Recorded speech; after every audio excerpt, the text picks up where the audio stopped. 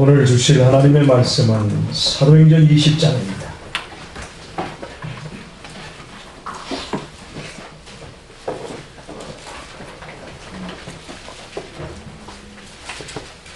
사도행전 20장 1절에서 4절의 말씀을 보도록 하겠습니다. 사도행전 20장 1절에서 4절입니다. 소요가 그침에 바울이 제자들을 불러 권한 후에 작별하고 떠나 마게도냐로 가니라. 그 지역으로 다녀가며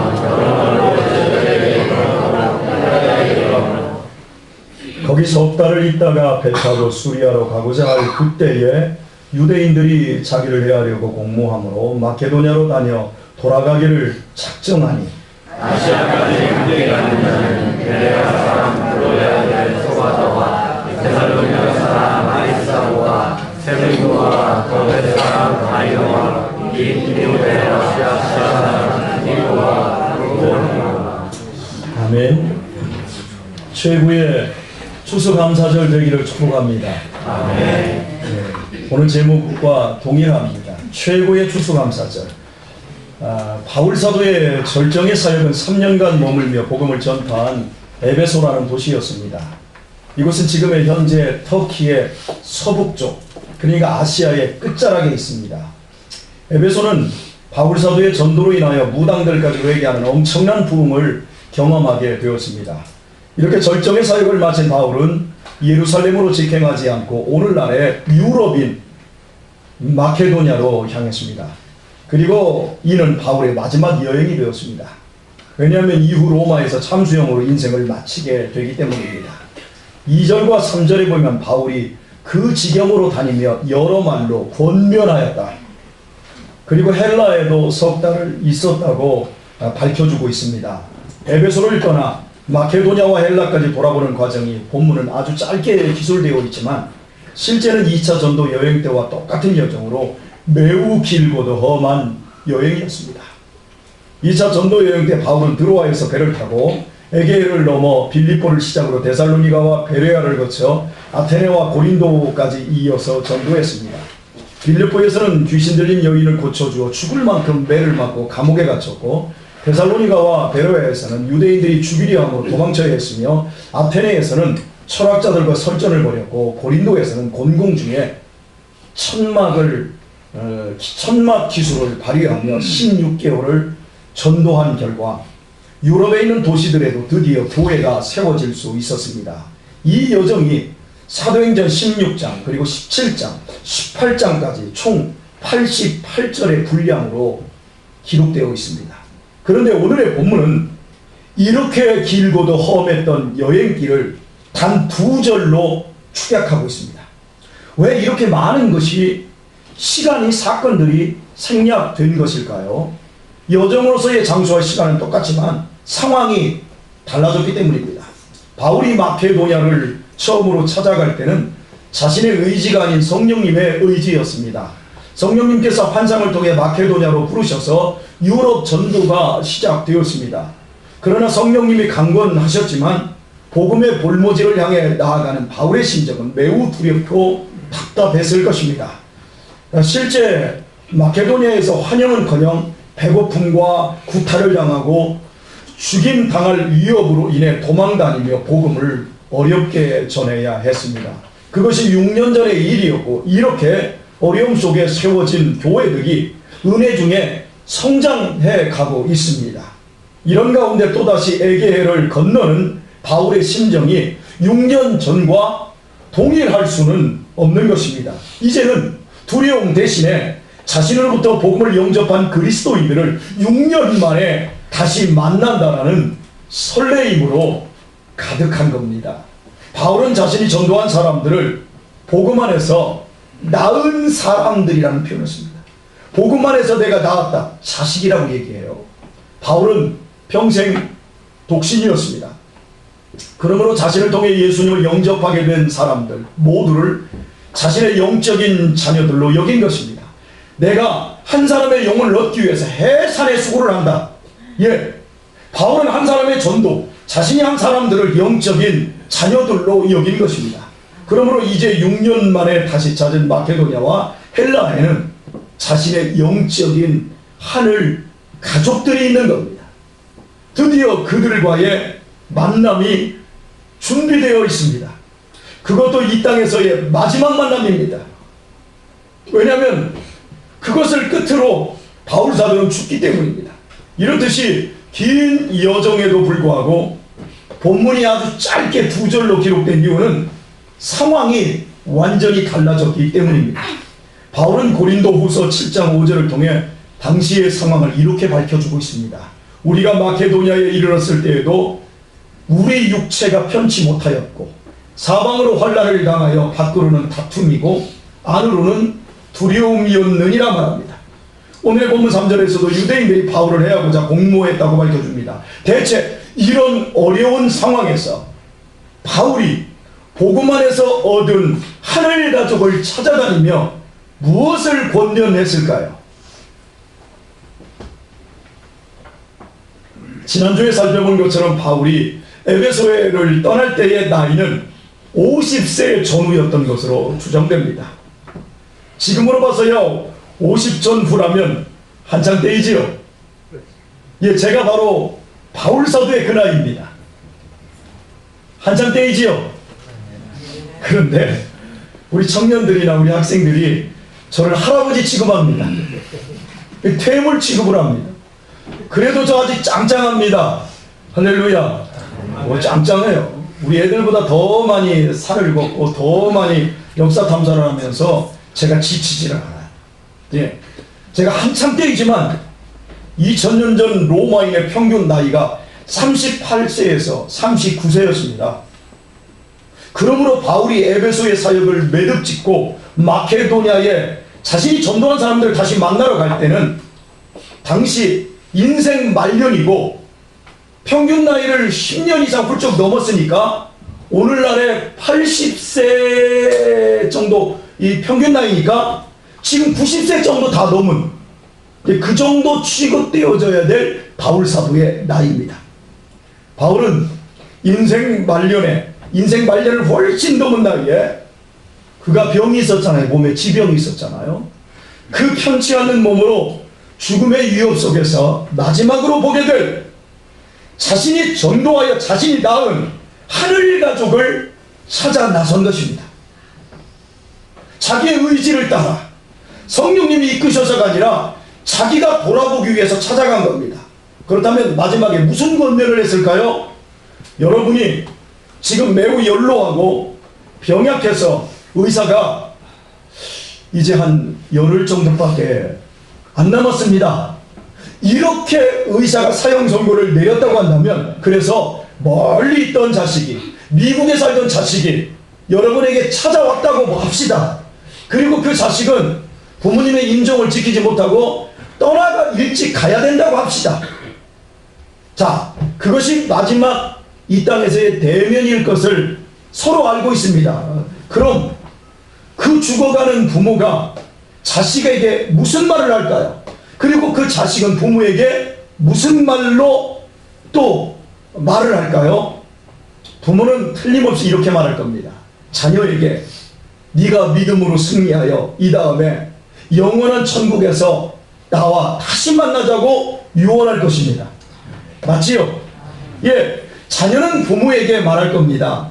걱정하지 마시고 천국에 먼저 가시면 이 다음에 꼭 뒤따라갈 것이라고 대답할 것입니다. 우리 교회에서 강대식 집사님의 어머니께서 돌아가실 때 강 집사님이 흑흑 우시면서 마지막 숨을 막 깔딱이고 이제 맥박이 막 멈추려고 하는 순간에 제가 그랬습니다. 마지막으로 말하십시오. 그랬더니 엄마 먼저 가세요. 이 다음에 천국 갈게, 뒤따라 갈게요. 그러더니 박정수 권사님은 막 웃으면서 어머니 아무 염려 마시고 가세요. 열심히 어머니 목까지 하다가 이 다음에 천국 갈게요. 근데 은희 손녀딸이 할머니 천국에서 봐요. 셋이 이렇게 유언을 다 마지막에 이렇게 얘기하더라고요. 여러분은 안 그럴 것 같아요? 여러분에게 지각이 있으면 여러분도 분명히 마지막에 이렇게 인사를 나누게 될 것입니다. 지난달이었습니다. 13일 히말라야 구르자이 말에서 눈폭풍으로 한국인 원정대 5명이 사망하는 비극이 있었습니다. 원정대를 이끈 저와 나이가 같은 김창호 대장은 국내 최초로 2005년 7월 14일 해발 8,156m 난가 파르파트를 시작으로 2013년 5월 20일 에베레스트까지 히말라야 8,000m급 14자를 국내 최초로 무산소, 산소통을 매지 않고 완등에 성공하는 업적을 세웠습니다. 이는 7년 10개월 6일로 세계 최단 기록입니다. 이 김창호 대장은 지난해에도 네팔 칸가푸르나 남벽 신루트를 개척한 공로를 인정받아 한국인 최초로 황금 피켈 특별상을 수상했습니다. 김 대장은 시상식에서 소감을 이렇게 밝혔습니다. 산에 가지 않는 산악인은 의미가 없습니다. 지금까지는 높은 곳만을 보고 왔다면 앞으로는 깊은 곳만을 바라보겠습니다. 김 대장은 그의 약속을 결국 죽음으로 지켜내며 영원한 산악인이 되었습니다. 김창호 대장을 비롯 나머지 대원들의 삼가 명복을 빕니다. 혹자들은 히말라야를 정복한들 뭐하냐고 의문을 품는 분들도 계시지만 고산 정복은 분명 인류의 진보와 국가 이익에 도움되는 일이며 개인에게도 매우 명예스러운 일입니다. 절대 폄하할 일은 아닙니다. 그러나 그들의 유해가 운구되고 장례식장에서 그들 부모와 처자식들이 오열하는 것이 텔레비전에 나오는 걸 제가 보면서 아무리 위대한 도전도 그 어떤 숭고한 희생도 남겨진 사랑하는 가족의 고통과 오열 앞에 무슨 의미가 있나 싶었습니다. 본인들은 기대와 설렘을 가지고 항상 도전하는 삶을 살았지만 그들의 가족들은 얼마나 가슴 졸이며 살아야 했을까요? 내 자식이 오토바이만 끌고 다녀도 부모가 마음을 못 놓는데 14자를 등반하러 갈 때마다 그들의 부모님과 아내들과 자식들이 그들이 돌아올 때까지 얼마나 가슴 떨리며 지냈겠습니까? 얼마나 피가 많았겠습니까? 결국은 싸늘한 시신으로 돌아와 죽음 앞에 남겨진 그의 홀어머니 그리고 그의 가족들은 과연 무엇입니까? 특이한 취미도 좋고 도전과 성취도 좋고 국위선양을 하는 것도 좋지만 결혼해서 자식 나면 어디 삶이라는 것이 나만의 것입니까? 산에 가지 않는 산악인은 의미가 없다고 하기 전에 가족을 위해 희생하지 않는 가장은 의미가 더 없는 것은 아닌가요? 아무리 언론이 영웅시하고 부추긴다 하지만 결국 인간에게 귀추되어야 할 자리는 소시민적 가장의 자리 아닐까요? 과연 인생에 있어서 무엇이 중요한 것입니까? 무엇이 우선순위여야 할까요? 2차 세계대전 때에 폴란드 출신의 한 신부가 일본에서 고아원을 봉사하고 있다가 돈이 떨어져서 기금 마련을 위해 자신의 조국 폴란드를 찾았습니다. 그때 히틀러의 독일이 폴란드를 점령하였고 남자들을 군사 지원에 동원하고 유대인을 축출하기 시작을 했습니다. 그때 신부는 죽어가는 유대인을 숨겨준 죄명으로 체포되어 수용소로 끌려갔고 그 수용소에는 많은 폴란드의 애국 청년과 장정들이 감금된 채 강제 노동에 동원되고 있었습니다. 용기 있는 사람들은 탈출을 시도하는데 잡히면 재판 없이 그 자리에서 즉결 총살되었습니다. 독일군은 탈출 방지를 위해 만약 탈출에 성공하면 같은 방 사람 중 한 명이 대신 사형당하는 악랄한 규칙을 만들었습니다. 그리고 실제 방에서 도망을 가면 그 방에 있는 한 사람을 제비 뽑아 죽여버렸습니다. 서로를 감시하는 것은 물론 동료를 위해서라도 탈출하지 못하게끔 연대 책임을 지게 한 것입니다. 어느 날 새벽에 신부가 일어나 보니 옆자리가 비어 있었습니다. 탈출하는 것입니다. 성공을 빌어야 한다. 그러나 그렇게 되면 우리 중에 누구 한 사람이 대신 오늘 희생되어야 한다. 아, 이를 어쩐다. 같은 반 동료들은 착잡하고 두려운 심정을 억누르면서 운동장에 모여 점호를 받습니다. 그런데 독일 장교가 지난밤에 한 놈이 탈출하다가 체포되었다면서 그들 앞으로 반시체가 되어 얻어맞은 이 사람 하나를 끌고 나옵니다. 바로 신부 옆자리에 있던 30대의 장년이었습니다. 죽음을 각오한 그는, 이미 삶을 포기한 그는 같은 방 동료들을 바라보며 그 신부를 바라보며 눈빛으로 작별 인사를 나눕니다. 그의 눈빛은 죄송하다, 죄송하다. 나는 먼저 가지만 조국과 더불어 행복하라는 인사였습니다. 그리고 사형이 집행되려는 순간 이때 신부가 뚜벅뚜벅 독일 장교 앞으로 걸어나가 입을 열었습니다. 이 사람은 내 옆자리에 있었기 때문에 내가 누구보다 그 사정을 잘 알고 있습니다. 이 사람에게는 집에서 기다리는 아내와 세 아이가 있습니다. 그래서 그는 항상 집으로 돌아가야 한다고 눈물을 흘리며 울면서 말했습니다. 당신에게도 사랑하는 가족이 있을 테니 그 심정을 잘 이해할 겁니다. 이 사람에게는 가정으로 돌아가 가족을 행복하게 해줄 의무가 있고 동시에 행복하게 살 권리가 있습니다. 이제 이 사람이 처형되면 그것은 이 사람만 문제가 아니라 5사람의 행복을 죽음으로 몰아넣는 것과 마찬가지입니다. 이 사람은 가족을 위해 살아야 할 의무가 있습니다. 처형해서는 안 됩니다. 그러나 독일 장교는 씩 하고 잔인하게 웃으면서 그럼 너희 중 하나가 대신 목숨을 버릴 수 있느냐? 말했습니다. 그러자 신부가 그러면 내가 남을 테니까 이 사람 살려주십시오 라고 하면서 사형대에 서서 총구 앞에 서 있는 그를 데려다가 자기 자리로 밀어 넣으면서 당신은 때가 오면 사랑하는 가족에게 돌아갈 권리가 있습니다. 걱정 말고 내 자리로 들어가십시오. 독일 장교가 말합니다. 당신은 목숨이 아깝지 않냐고 물었습니다. 신부는 다행히 나는 신부라서 한 사람으로 끝나면 됩니다. 그러나 저 형제는 가족과 함께 살아야 합니다. 내가 대신할 테니 더는 문제 삼지 마십시오 하고 또박또박 사형대 앞으로 갑니다. 그렇게 신부는 그 자리에서 총살되었고 탈출을 시도했던 그 사람은 동료들과 함께 노동 현장으로 그날 끌려나갔습니다. 늦게 일을 끝내고 돌아온 동료들은 누구도 입을 열지 않았습니다. 말없이 자리에 누운 대로 침묵의 시간이 흘렀습니다. 신부 옆자리에 있던 그가 흐느껴 울기 시작합니다. 그렇게 옆 사람까지 모두 울면서 밤은 깊어졌습니다. 그 중에 제일 나이 많은 사람이 말했습니다. 아무리 힘들고 처절해도 어려워도 용기를 갖고 살아나가자. 아직 세상이 이렇게 착하고 아름다운데 왜 우리가 희망을 버리겠는가? 신부가 일본으로 돌아오지 않자 나중에 이렇게 저렇게 해서 그 이야기를 일본의 작가 엔도 슈샤크가 알게 되었고 엔도 슈샤크가 그 폴란드 현지를 찾아가서 그 감옥까지 방문하고 어떻게 죽었는지를 다 살펴본 후에 그걸 글로 써서 세상에 널리 알려졌습니다. 오직 자신의 취미와 자신의 성취감만을 위해 가족을 평생 등지고 살다가 끝내 히말라야의 무침으로 사랑하는 가족에게 피해를 안겨준 5명의 산악인들과 자신의 생명을 희생하여 5명의 가족들이 함께 살아갈 수 있는 권리를 안겨주고 죽은 신부의 이야기 중에 무엇이 우리의 마음을 뜨겁게 합니까? 무엇이 가치 있는 일이겠습니까? 과연 우리가 평생 힘쓰고 애써야 할 일이 무엇일까요?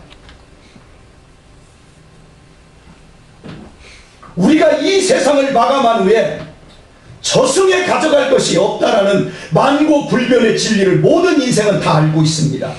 돈, 집, 시위 그 어떤 것 하나 가져갈 수 없지요. 여러분이 그렇게 아끼는 그 소중한 것 단 하나도 가져갈 수 없다는 만고의 불변의 진리를 아십니까? 그러나 여러분 그 말이 정말일까요? 거짓말입니다. 놀랍게도 딱 한 가지, 그것도 이 세상에서 가장 소중한 것 한 가지는 가져갈 수 있습니다. 세상을 살아가면서 희로의 애락을 다 안겨준 가장 소중한 것 그 한 가지는 가져갈 수 있습니다. 틀림없이 죽은 후에도 천국에서든 혹은 지옥에서든 그것은 분명히 내 곁에 있을 것입니다. 그것이 과연 무엇일까요? 나의 사랑하는 가족입니다. 가져갈 수도 있고 못 가져갈 수도 있습니다. 예수님을 구주로 믿는 사람에게는 천국 입성이 허락되어 있습니다. 뿐만 아니라 배우자의 영혼은 물론 부모 형제들과 자녀들의 영혼을 데리고 천국에 함께 입성하는 것을 하나님은 가장 기뻐하십니다. 그러므로 한 세상을 살아가면서 가족 공동체가 신앙가정과 신앙 가문을 이룰 수만 있다면 나의 조부와 부모님이 들어간 그 천국을 나도 들어가고 내 자녀들과 손주들이 그리고 그 후손의 그 후손이 또 그 후손의 후손이 다 들어가게 되어집니다. 이것은 믿음의 사람들에게만 허락된 하나님의 놀라운 축복입니다. 그러므로 가정 내에서 복음이 전파되고 특히 자녀들에게 신앙이 전수되는 것이 가장 큰 축복입니다. 그래서 이것을 성경은 127편에서 자녀를 기업이라고 말하고 있습니다. 우리가 자녀라는 기업을 잘 관리하기만 한다면 직접적인 자녀뿐만 아니라 그 자녀의 자녀들까지 대대 손손 엄청나게 많은 자손들이 이 다음에 하나님 앞에 서게 될 것입니다. 뿐이겠습니까? 우리가 사랑하여 복음을 전해준 사람들도 그들 역시 하늘 가족이 되어 이 다음에 모두 천국에서 함께 하나님 앞에서 세워지게 될 것입니다. 이보다 귀하고 멋진 일이 어디 있겠습니까? 10원 한 장, 10원 아무것도 가져가지 못하는데 분명히 가져갈 수 있는 것이 있어요. 생각할수록 가슴 뛰는 일 아닌가요? 그런 일이라면 인생을 다 바쳐 언실해도 전혀 아까울 것이 없잖아요. 목숨을 바쳐서라도 이루어야 될 일이지 않습니까? 그러하기에 주님께서는 다니엘서 12장 3절을 통해 우리에게 이렇게 말씀하십니다. 지혜 있는 자는 궁창의 빛과 같이 빛날 것이요 많은 사람을 옳은 대로 돌아오게 한 자는 별과 같이 영원토록 비추리라 말씀합니다.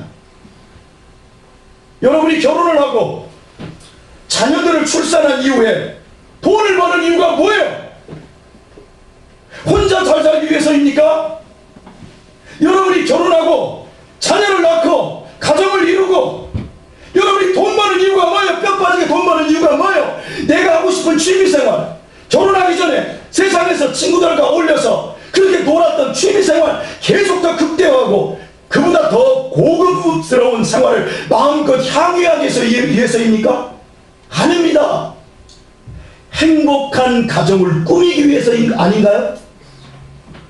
맞잖아요. 사랑하는 자녀를 위해 여러분의 그 귀한 돈을 아낌없이 투자하는 것 역시 성공적인 사람이 되어 결국 행복한 가정을 이루도록 하기 위해서 아닌가요? 그런데 여러분 자신의 가정과 여러분이 보고 있고 아는 주변에 있는 가정들이 부부간에 행복하고 부모와 부모 자녀 간의 신뢰와 사랑으로 행복한 가정이 몇 가정이나 있던가요? 대부분 남편은 남편대로 지 살고 싶은 대로 살아요. 지 먹고 싶은 걸 다 먹고 지 놀고 싶은 걸 다 먹어요. 엄마는 나가서 뽀다분하게 자동차 물면서 돈 벌어서 차 한잔 맛있게 마시고 애들은 애들대로 놀아요. 다 따로따로요. 부모와 자식 간에 소통이 되는 영적인 가족이 거의 찾기 힘듭니다. 불행한 거예요. 행복해야 할 권리가 있고 행복해야 할 사명이 있는 가정들이 왜 이렇게 비극 속에 있을까요? 간단합니다. 하나님을 떠났기 때문이에요.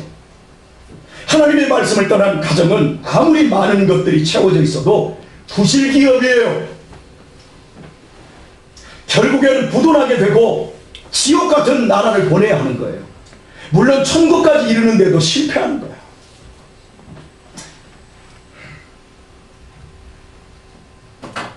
(13년) 전에 저는 제 가족의 일로 서울구치소에 면회를 간 적이 있습니다.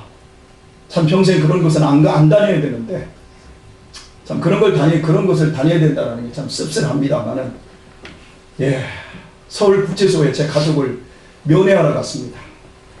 구치소 대기실에서 면회 서류를 작성한 저는 의자에 앉아 면회 시간을 기다리며 대기하고 있었습니다. 그곳에는 침묵이 흘렀습니다. 보통의 대합실은 떠들썩한데 구치소의 면회실 대합실은 싸늘하고 무거운 공기가 흐릅니다. 그곳에는 저와 같은 목적으로 들어온 30여 명의 사람들이 모두 무거운 얼굴로 자리에 앉아 있었습니다. 그 중에 우리 60대 초반으로 보이는 우리 김동철 장로님 그 또래로 보이는 부부가 제 앞쪽에 앉아 있는데 두 사람의 얼굴은 형언할 수 없을 정도로 일그러져 있었습니다. 깊은 한숨을 거듭하던 부인의 입에서 그놈을 낳지 않았어야 하는데 라는 말이 나왔습니다. 제가 확인할 수는 없지만 확실치는 않지만 그들의 자식이 큰 범죄를 저지른 겁니다. 결국 아들의 존재로부터 그들 부모는 생지옥을 느끼고 있는 거예요. 저런 걸 왜 낳는지, 그 녀석 낳았을 때 얼마나 기뻐했을까. 그런데 결국에는 생지옥이 되어버립니다. 수많은 가정이 하나님을 떠나서 하나님의 말씀을 외면한 채 행복한 가정을 이루려다가 비극 속에 처박힙니다.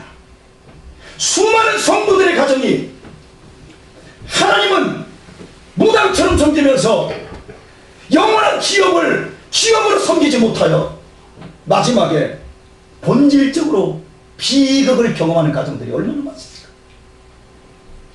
여러분, 비극이 크고 작을 뿐 본질적으로 동일합니다. 이웃집 사람이 암으로 죽어가는 것보다 내 감기가 더 아픕니다. 내 문제가 더 크게 느껴져요. 사람들 모두는 남편 문제, 형제 문제, 아내 문제, 자녀 문제, 시댁 문제, 본가 문제 등 관계적인 측면에서 모두 생지옥을 경험합니다. 하나님을 떠난 인간은 행복할 수도 없고 평안할 수도 없지만 그래도 큰 탈이 없고 문제없이 그럭저럭 괜찮게 살아간다고 합시다.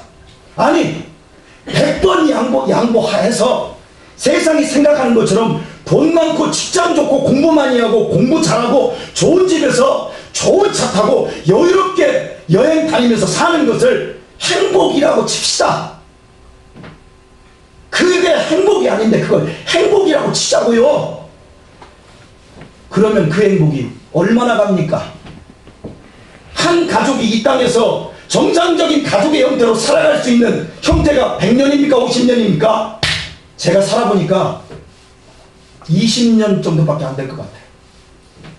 제 애들이 지금 크면서 하영이가 19살 딱 되고 보니까 이제 나가야 되네. 20년에서 30년이면 가정이라고 하는 형태가 깨지기 시작하는 거예요.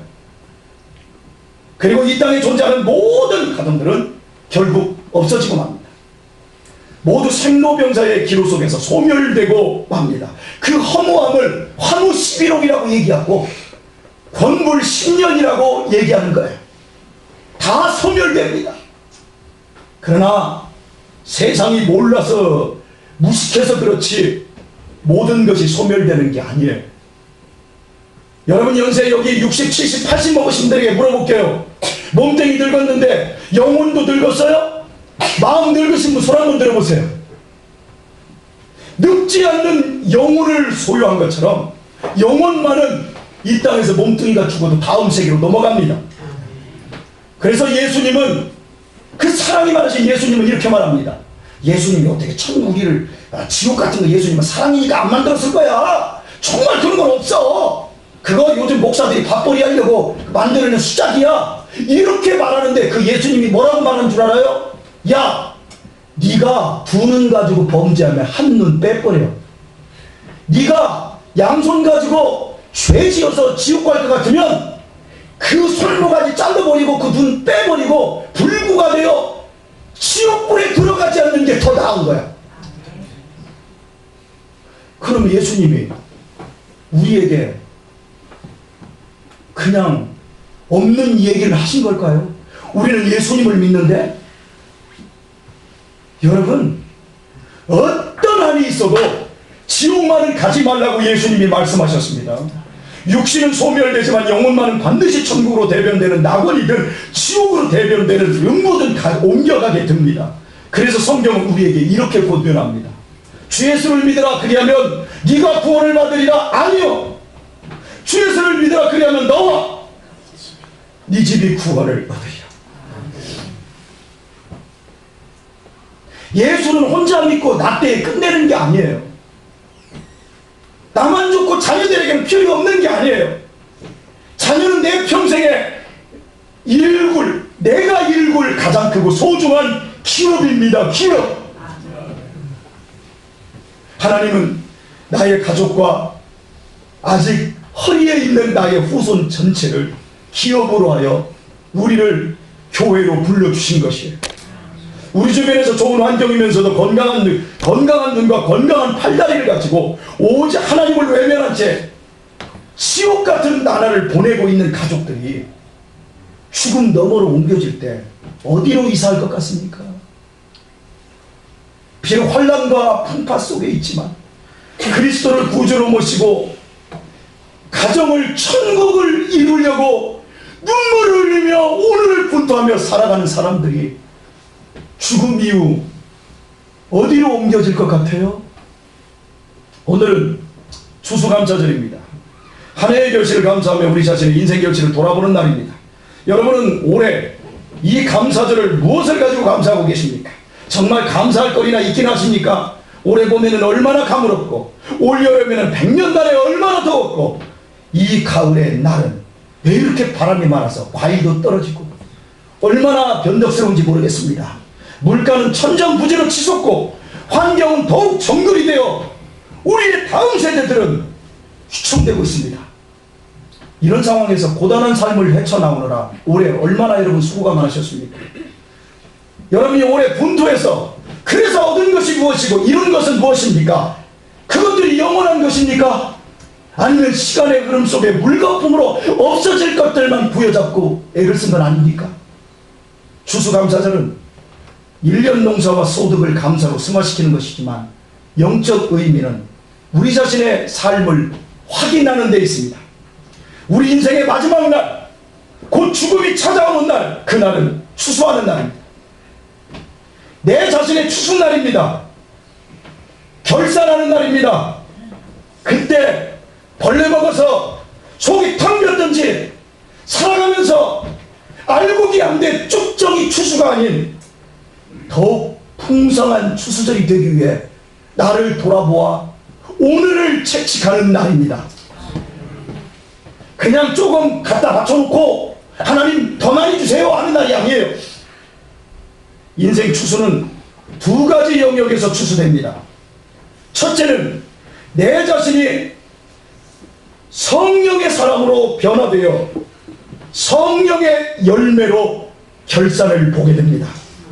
성령으로 거듭나 이기적이고 수악한 나를 버리고 사랑, 희락, 화평, 오래 참음, 자비, 양선, 충성, 온유, 절제가 그 열매입니다. 돈, 지위, 명예, 권력 그런 것으로 하나님은 추수하지 않습니다. 왜? 그것은 우리가 맺는 게 아니니까요. 그런 것들은 모두 쭉정입니다. 오직 성령의 열매로만 결산을 보게 됩니다. 그러므로 여러분의 삶이 벌레 먹지 않도록 주의하셔서 마지막 날 풍성한 추수감사절이 될 수 있기를 주의 이름으로 축원합니다. 두 번째 결산은 평생을 살면서 복음 전파를 통해 맺은 영원 구원의 열매로 결산하게 됩니다. 그것이 내 가족에게서 제일 먼저 결산을 보게 될 것이고, 두 번째로는 내가 살아가면서 전도하고 복음을 전한 그 열매로 결산하게 됩니다. 병약한 노년에 자신을 해치려는 위협 속에서도 바울이 천리발리길 다니며 마케도니아와 헬라의 교우들에게 믿음을 복주다 준 이유는 자신의 인생에 추수의 계절이 오고 있었기 때문입니다. 한 영혼도 추수에서 제외되지 않도록 그는 마지막 순간까지 자신을 통해 이룰 추수의 사명을 감당코자 하는 것입니다. 그 결과 비록 로마에서 잠수용으로 목이 잘려 육신의 목숨이 끝났지만 바울을 통해 복음으로 하늘 가족이 된 디모데, 누가, 실라, 아볼로, 디도, 빌레몬, 루디아, 고넬료, 야손, 디오누시오, 다마리아, 브리스길라, 그리스보, 유두고, 소스테네, 베베, 에베네도, 우르바는, 스다고, 헤로디온, 두르베나, 두르보사, 로포, 아스그리도, 블레곤, 허마, 빌롤로고, 율리아, 누기오, 소시바도, 도디오, 에라스도, 이들 모두가 그리고 그들의 가족들 전체가 천국으로 이사할 수 있었습니다. 이외에도 성경에 이름이 등재되지 않는 무수히 많은 사람들과 그들의 가족들이 천국에 들어가게 되었습니다. 그렇게 하여 바울은 잠수당하면서도 자신의 최후의 날을 인생 최고의 인생 추수감사절로 승화시킨 것입니다. 말씀을 맺습니다. 우리는 그리스도 예수의 속죄로 영원히 죽었던 육신의 사람에서 영원한 하늘 생명으로 접붙여진 성령의 사람이 되었습니다. 그 성령의 은혜를 힘입어 우리는 세상 사람들과 달리 이 세상에서 보이는 것을 넘어 영원한 생명과 영원한 천국을 꿈꿀 수 있게 되었습니다. 우리는 하나님의 변함없는 사랑 안에서 나에게 주실 영원한 천국을 믿습니다. 세상 사람들이 우리의 믿음을 비웃고 우리를 정신병자 취급을 해도 우리의 믿음은 변하지 않습니다. 우리는 천국으로 이사할 것입니다. 이 세상 끝나고 반드시 천국으로 이사할 것입니다. 그러하기에 우리는 그 이사하는 날을 준비하여 예수 그리스도께서 원하시는 열매를 맺어가고 있어야 합니다. 성령의 열매를 위해 평생을 분투하고 목숨을 바쳐서까지 지키고 가꾸어야 할 건실한 영적 기업인이 되어 있어야 합니다.